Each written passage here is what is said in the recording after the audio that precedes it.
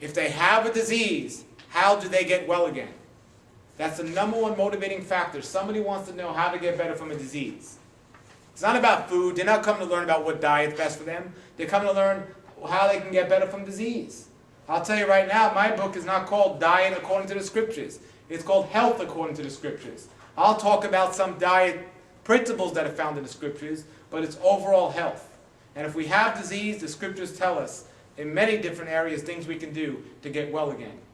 The number two motivating reason people come to a health lecture is if somebody doesn't have a disease, how do they avoid getting one? How do they avoid getting a disease? That's the number two motivating factor. And the number three motivating reason people come to a health lecture is how does somebody stay looking young? These are the three motivating reasons people will come. Now, that's why we think we want to come to these lectures. That's why we think what we want to learn. But that's not what we truly want. What we truly want, first of all, is a pain-free life. It's not necessarily a disease-free life. Because I have found that people get attached to their diseases.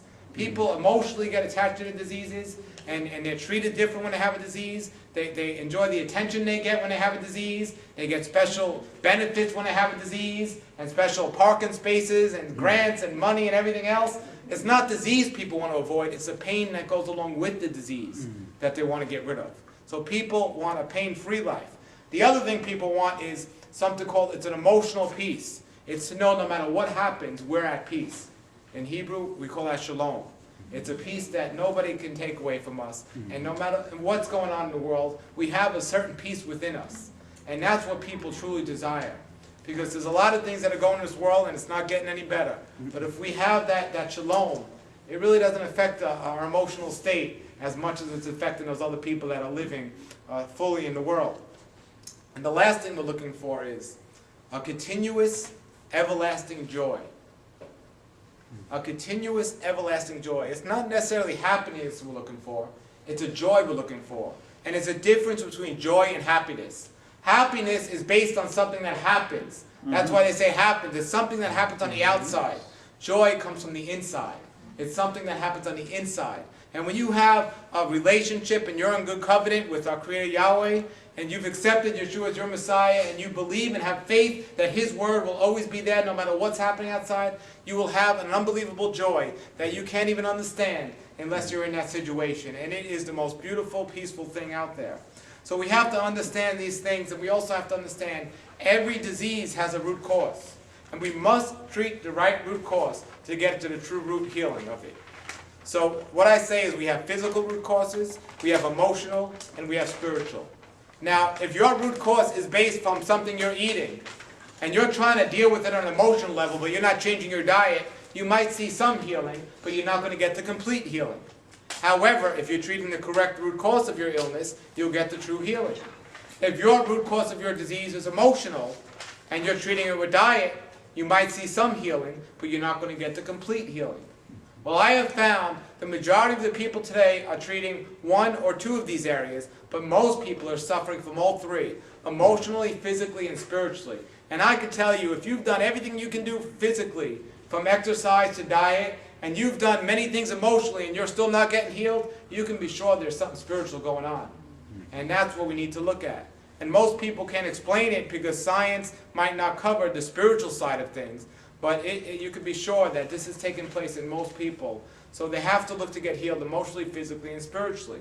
So we look at the Scriptures and what they truly are. How many people here, by a show of hands, has read the Scriptures?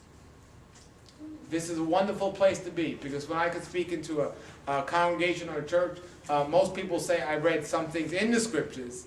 But how many of us, and you don't have to raise your hand for this one, because I don't want to put anyone on the spot. I want you to think about this. How many of you are so excited that you've read all the Scriptures? And we have to, you don't have to raise your hand, because I was speaking somewhere once, and there was a lady that said she's been a believer for 30 years. And she hasn't gotten over read all the Scriptures.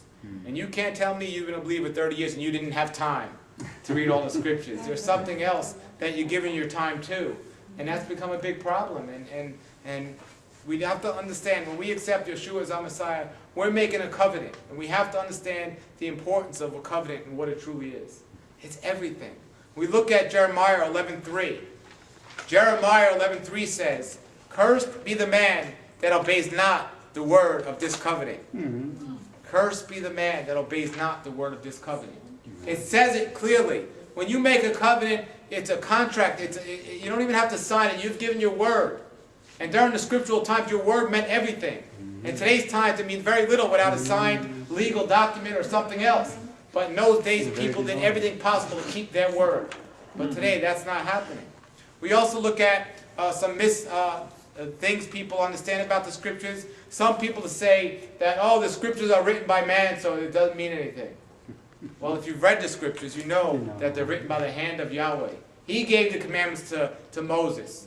And he gave the commandments even before Moses. Because when Noah went on the ark with all those animals, he knew what was clean and what wasn't. Yahweh spoke to these men. And he told them what to write. And they wrote it. So we have to understand in this word, and we have to understand this, the scriptures that we have the complete instruction guide that Yahweh wants us. And we have to figure it out. And it's very simple. The more we obey his words, the more we'll get and understand this. But there's a problem with the scriptures we have today. There are many different translations. And I tell people all the time, they say, Paul, what translation do you think is the best? I say, I'll tell you, as long as it proclaims Yeshua as the only Messiah, that translation is good enough for me. But there are a lot of translations out there that aren't even doing that now. But there's something wrong with all the translations you have in your hands right here. And this is why there's so much confusion and so much sickness and so much disease. There's one page that is so messed up, and we have to rip out of all of our translations if we truly want to get a good understanding of the scriptures. And that's the page that separates the old covenant from the new covenant. It's one book, not two. It's one book and not two, and people have a big misunderstanding about that. You want the true gospel and the good news? Read Isaiah. That's right there telling you what's happened and what's going to happen. You know, the new covenant is just confirming everything that's already happened, and Yeshua was mentioned over and over again in the old covenant. So we have to understand it's not two books for two different people. It's one book for his believers and for his non-believers, so they can become believers. So we need that. The next thing we understand is the scriptures are a book of opposites. They're a book of opposites. Now, the more you understand about what the scriptures are and how to use them, the more you'll see something that's been missed for so long, the health message found in the scriptures. The scriptures, we have blessings versus curses. We have good versus evil.